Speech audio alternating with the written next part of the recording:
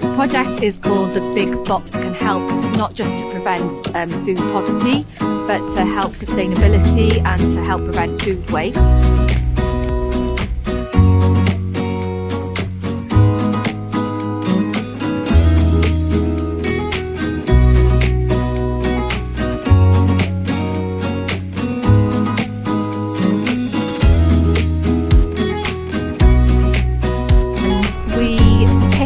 The yellow sticker food, if you like, and when we are ready we will open the container then to trade in, but it will be a pay as you feel or pay as you can basis, so nobody needs to feel that they have to put a lot of money in to get themselves a bag of food.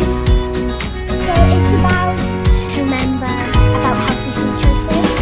Some people have to pay bills and there's not enough money for food, so then we back it up into like equal things. All this food would just go in the bin, but like it can go to people like needed and things. In Wales we have a new curriculum now, Confident, and this project really epitomises all of that. They understand the journey of food and they understand the value of food. So this is a community project, this is a school project, but fundamentally it provides an authentic experience that brings everybody together.